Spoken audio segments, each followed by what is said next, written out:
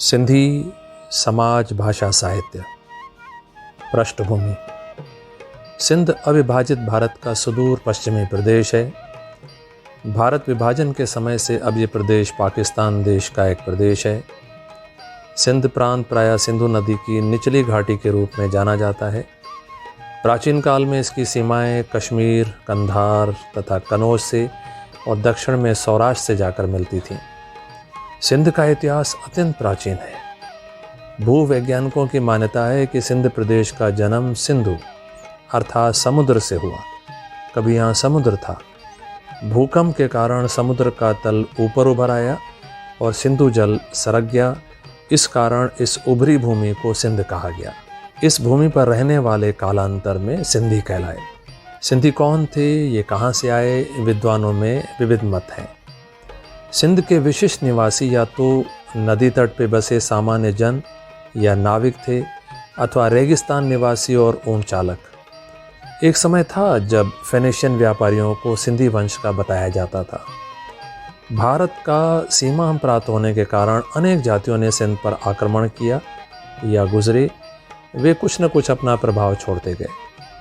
समय समय पर सिंध व सिंधियों के इस तरह से विनाश ने सिंधियों के चरित्र को परिवर्तनशील, समायोजनशील बना दिया। दूसरे विभिन्न जातियों से मेलजोल बढ़ाने तथा व्यापार के लिए सुदूर स्थानों पर जाने से सिंधी लोग उन वर्जनाओं और कुंठाओं से मुक्त हैं जो प्रायः अन्य भारतीयों में पाई जाती हैं। इस समुदाय में छुआछूत बिल्कुल नहीं है। दूसरी ओर सिंधियों ने परिस्थितियों से सामंजस्य स्थापित करने की अपार शक्ति प्रदर्शित की है। सर जॉन मार्शल ने सिंध प्रदेश की सिंधी संस्कृति के लिए उल्लेख किया है। ये अद्भुत संस्कृति है।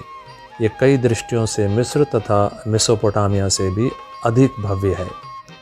सिंधी जीवन संस्कृति पर सिंधु नदी का अतुल प्रभाव रहा है।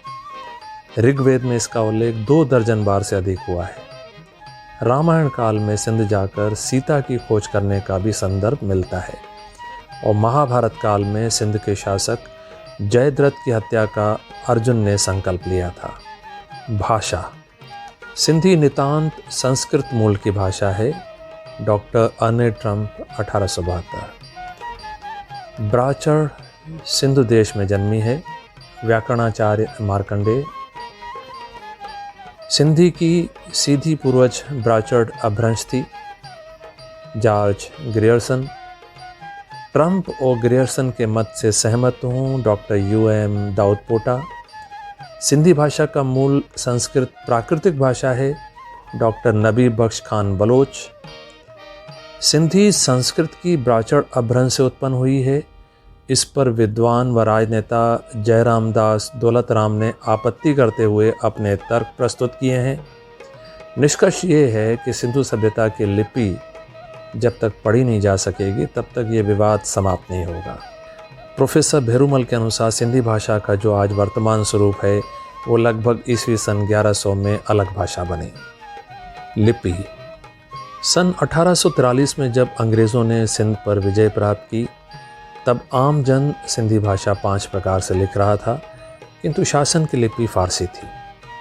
जब शासन बदल गया तो अंग्रेज़ों ने विद्वानों के सहयोग से अरबी फारसी देवनागरी के वर्णों के संयोजन से मानकीकरण करते हुए 52 वर्णों की नई वर्णमाला तैयार तो कराई, किंतु लिपि पर्शियो अरेबिक रखी। भारत में वर्तमान में सिंधी के लिए शासकीय स्तर पे 2 लिपियां मान्यता प्राप्त हैं। भाषा वैज्ञानिक विशेषता। सिंधी स्वरांत भाषा है। ये प्रवृत्ति इतनी प्रबल है कि अंग्रेज़ी, फारसी, अरबी भाषाओं के व्यंजनांत शब्द भी सिंधी में स्वरांत बन जाते हैं। जैसे मास्टर का मास्तर, कॉलेज का कॉलेजो, कोशिश का कोशिश, खुश का खुशे, सबूत का सबूत। संस्कृत अकारांत शब्दों का अंतिम स्वर जहाँ हिंदी आदि कई आधुनिक आर्य भाषाओं में लुप्त हो जाते हैं, सिंधी में ओ में बदल जाते हैं। जैसे संस्कृत का कर्ण हिंदी में कान, सिंधी में कन्न। संस्कृत में हस्त, हिंदी में हाथ, सिंधी में हथ। संस्कृत में दंत, हिंदी में दांत, सिंधी में दंद। सिंधी में हिंदी की तुलना में एक ही शब्द से संबंधों का बोध हो जाने की विशेषता है। जैसे हिंदी में चचेरा भाई का सिंधी में सौट, हिंदी में ममेरी बहन का सिंधी में मारोट, हिंदी में समधी का बेटा का सिंधी में सेणोट। किंतु अब प्रादेशिक भाषाओं के संपर्क से स्थानीय व अंग्रेजी शब्द प्रयोग बढ़ गया है, कज़न का प्रयोग बढ़ा है। साहित्य का विकास। अधिकांश सिंधी साहित्य का मूल स्रोत धर्म अथवा प्रचलित लोक कथाएँ हैं।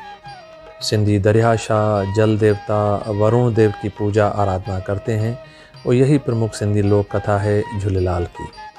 झूलेलाल को ही सिंधी वरुण अवतार मानते हैं। उनकी स्तुति के गीतों भजनों को पंजड़ा कहते हैं। दलुराय की नगरी के विनाश की कथा सिंधी उपाख्यानों में बार बार उभर कर आती है। इसका संबंध सिंधु नदी के प्रवाह बदलने से है। सिंधु नदी से संबंधित दंत कथाओं के बाद धार्मिक दंत कथाओं ने स्थान लिया। सिंधी साहित्य में 7 प्रख्यात प्रेमाख्यान हैं, जिन्हें शाह अब्दुल लतीफ़ ने अपने काव्य का आधार बनाकर अमर कर दिया। विद्वानों में यह सहमति है कि सिंधी साहित्य 16वीं शताब्दी की तीसरी दशाब्दी से लिखित रूप में आरंभ होता है। इससे पहले लोक कथाएँ और लोकगीत प्रचलित थे। सिंधी साहित्य की आधार भूमि रहस्यवाद है, जिसे सूफी मत या तसव्वुफ भी कहा गया, जो पुरातन भारतीय सिद्धांतों वेदांत, योग व भक्ति आदि पर आधारित है। सिंधी साहित्य के विकास क्रम को 3 कालखंडों में विभाजित किया गया है। आदिकाल 712 से 1520। 712 में अरबों ने सिंध पर विजय प्राप्त की, जिसका सिंधी भाषा पे प्रभाव पड़ा।